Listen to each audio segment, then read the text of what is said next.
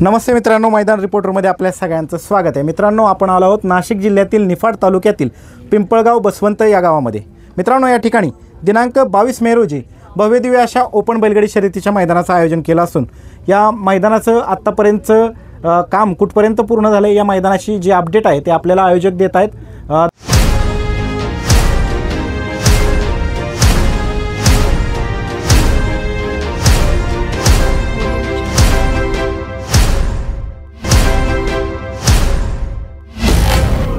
दादा नमस्ते।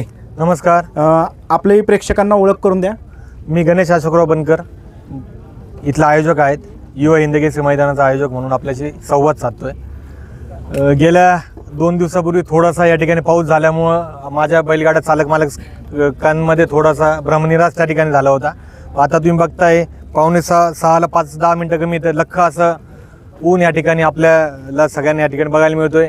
ग्राउंड अतिशय स्वच्छ त्या ठिकाणी झालेलं आहे आणि कुठल्याही प्रकारची बाधा या ग्राउंडला झालेली नाही आहे। आणि उद्या सकाळी ठीक 8:30 वाजता आपण ही स्पर्धा चालू करत आहोत।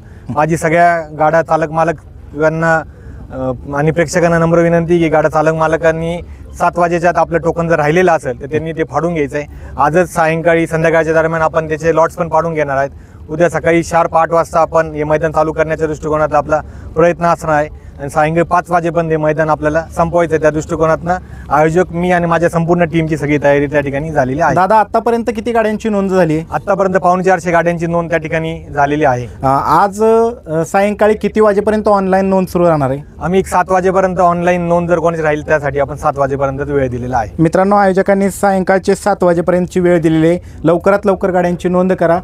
ज्या पद्धतीने आयोजकांनी सूचना केल्यात त्या सूचनांचं पालन करा आणि लॉट सुद्धा आज रात्रीच काढले जातील। आज रात्री 9:30 वाजेच्या दरम्यान आपण लॉट्स त्या ठिकाणी काढणार आहोत। मैदानाची सर्व तयारी पूर्ण झाली? 100% सगळी तयारी पूर्ण झालेली आहे। पुन्हा एकदा महाराष्ट्रातील तमाम बैलगाडी चालक मालकांना या मैदानामध्ये सहभाग घेण्याच्या संदर्भामध्ये आणि ऑनलाईन नोंद करण्याच्या संदर्भामध्ये काय आव्हान कराल? मी तमाम महाराष्ट्रातील माझ्या बैलगाडा चालक मालक संघटना असेल, त्यांचे सगळे प्रेमी असेल, त्या सगळ्यांना विनंती करेल की आपण लवकरात लवकर 7 वाजेच्या आत आपलं या मैदानाचं टोकन आपण फाडून घ्यायचं आहे, जेणेकरून आपल्याला सकाळी लवकर मैदान चालू करता येईल। त्या दृष्टिकोनातनं माझी सगळ्या तमाम महाराष्ट्रातील जनतेला विनंती की आपण सगळ्यांनी या मैदानाचा लाभ घ्यायचा आहे। दादा, या भागामध्ये पहिल्यांदाच 3 फेऱ्याचं मैदान होतं। एवढी भव्य दिव्य असं नियोजन करण्यात आलं आहे। या ठिकाणच्या स्थानिक जे तुमचे प्रेक्षक आहे, आजूबाजूचे जी गावं वाड्या वस्त्या आहेत, त्या ठिकाणच्या प्रेक्षकांना काय आव्हान करता येईल व्हिडिओ? माझ्या या सगळ्या लाडक्या प्रेक्षकांना नम्र विनंती करेल की पहिल्यांदाच हे या ठिकाणी मैदान मोठ्या प्रमाणामध्ये संपन्न होत असताना फक्त कृपा करून जे आयोजकांनी ज्या सूचना दिल्या असतील तर तंतोतंत आपण पालन करू, जेणेकरून निर्विघ्नपणाने आपल्याला हे मैदान संपन्न त्या ठिकाणी करता येईल। धन्यवाद। चालते, धन्यवाद दादा। आता पिंपळगाव बसवंत या मैदानावर मित्रांनो या ठिकाणी आपल्याला या परिसरातील स्थानिक बैलगाडी मालक भेटले। दादा, तुमचं नाव? योगेश नबाजी बोडके, सावळी, तालुका निफाड, जिल्हा नाशिक। बरं दादा, काय सांगाल तुम्ही? इथले स्थानिक बैलगाडी मालक आहे, कशासाठी इथं आला होता मैदानावर? मैदानात येण्याचं कारण असतं की लोकांमध्ये जो संभ्रम होता की मैदानावर पाऊस झाला आहे आणि मैदान बैलांना पळण्याच्या लायक नाही आहे। मला नगर, संभाजीनगर, सातारा या ठिकाणून भरपूर कॉल्स आले आणि त्या कॉल्सला